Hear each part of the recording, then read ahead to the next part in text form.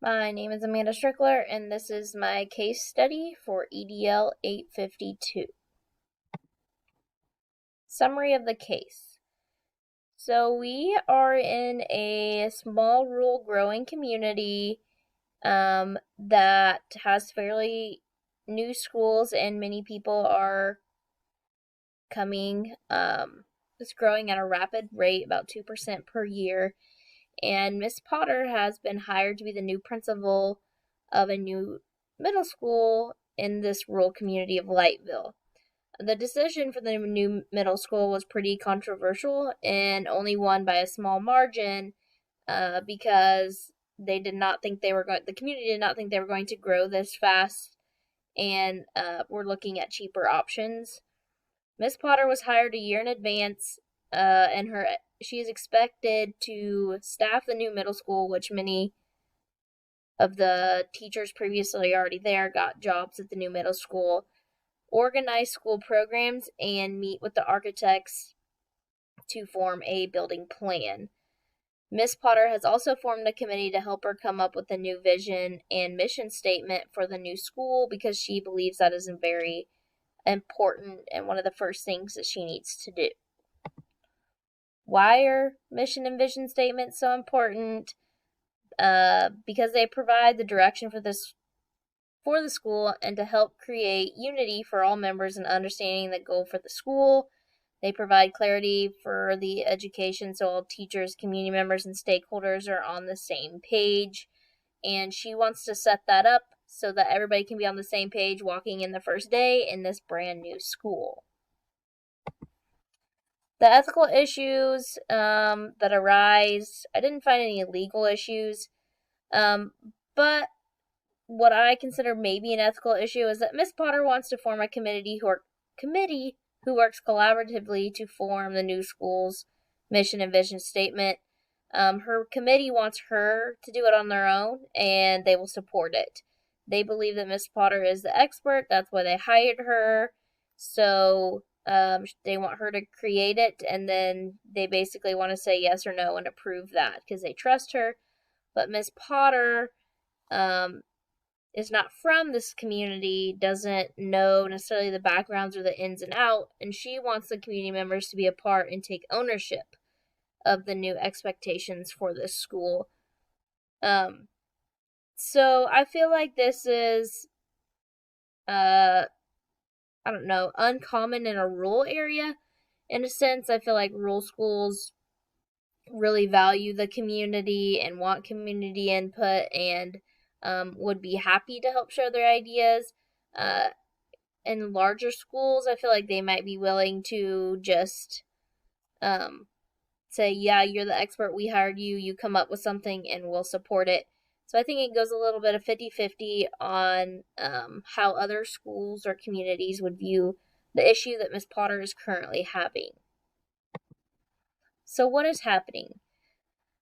Basically, the committee that Miss Potter has chosen, that's made up of teachers and stakeholders, view her as the expert and expects her to come up with the mission and vision statement for the new school.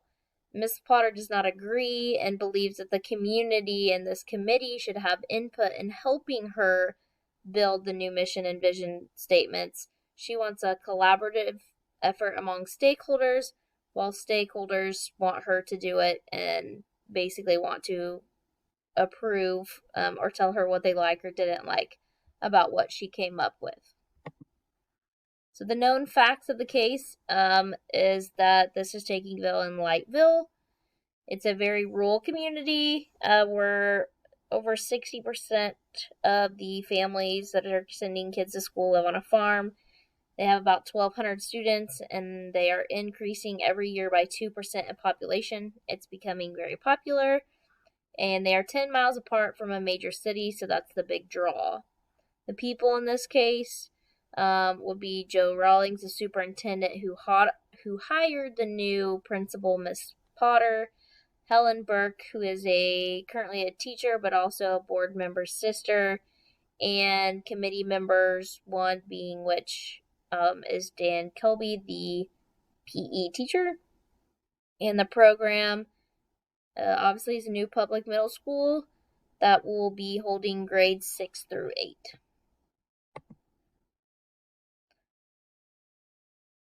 So, reviewing and prioritizing the information in the case.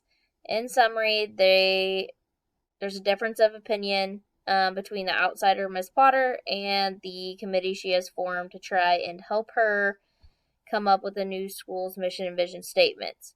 Again, the committee views that as Miss Potter's role. The superintendent hired her, so they trust her, they trust him. But again, Ms. Potter does not believe that she should be the one coming up with this, so she's not from the community. She's new and wants value and input from stakeholders that are from Lightville. I do believe that there is a better solution than just taking one side or the other, and that's why I chose that Miss Potter could come up with a better solution to help her situation, trying to make the best of both worlds. So, options. Option 1. Miss Potter could oblige to the committee wishes and form the new school's mission and vision statement on her own. Option 2. Miss Potter could bring it up at the next committee meeting and ask again for help to see if the committee would be willing to change their mind. Option 3. Miss Potter could ask other stakeholders in the community for one thing they would want the school to encompass or represent, and put together a list of what other stakeholders said would be important, and take this list for the committee to build off of and go from there from other influential people in the community. And option 4, present several different options of other schools' mission and vision statements for the committee to discuss and analyze which one they like the best. So pros and cons of option 1, which would be to just oblige to the committee. Pros is that she is listening to them and grants them their wish. She gets to set the pace and tone for the new school based off of her own values and expectations. Cons for this option would be the mission and vision statement of the school won't be based off community values and expectations.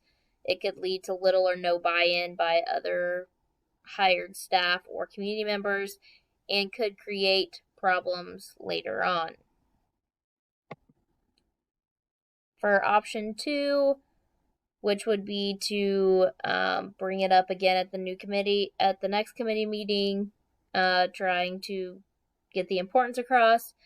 Pros would be trying to get the committee to see the value of having their help and not creating the mission and vision statement by herself. Cons would be committee members could become frustrated, begin to feel that she isn't inadequate for the position, and wasting time and not being productive, as no one has decided or come up with ideas for the new mission and vision statement. We're just kind of waiting around. Option 3, pros and cons, which would be for Miss Potter to ask other community stakeholders and gather information on a couple ideas what they'd like the new school to encompass or envision.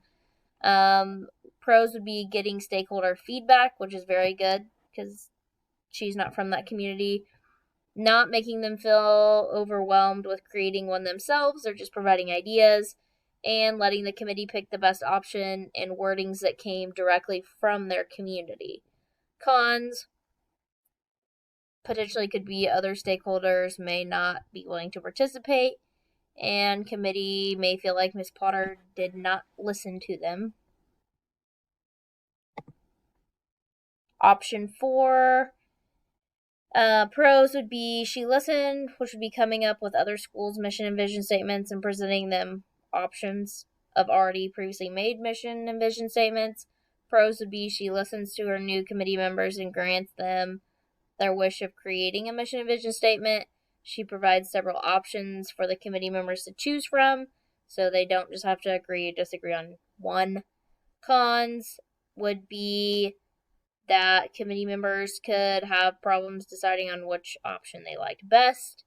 The members didn't guide the direction of the statements, and the options that she would be presenting aren't a reflection of that community.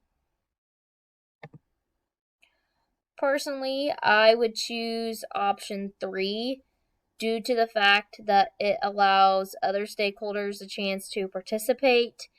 It gives her the idea and the option to learn more about what this specific community values and expects. Makes the mission and vision statement more personal, and still gives the committee what they want by Miss Potter creating the mission vision statements, but yet she had guidance from community members within that community. Implementing my decision, how would I go about this? I would explain to the committee why I felt it was valuable for this community to help guide the direction, even if I didn't get the specific words and direction from this committee by other members, but just reiterating why I felt it was so important. Provide them specific examples of maybe a school that was 3 times their size located in the inner city, and showing them how maybe their mission and vision would not match to the community of Lightville. Trying to find a solution that would give Miss Potter and committee what they were looking for. That's why I chose this decision. And then if it wasn't well received by the committee, they think that maybe I went behind their back or anything like that, I would apologize and do what they suggested. But I would also be talking to my superintendent, the guy who hired me, to get his input on it. Because again, different communities and different schools have different expectations and input. And if I tried my best to reiterate why community input was valuable and maybe that's not how they do it here, then I need to be aware of that. So again, my name is Amanda Strickler, and this is my case study for EDL 852.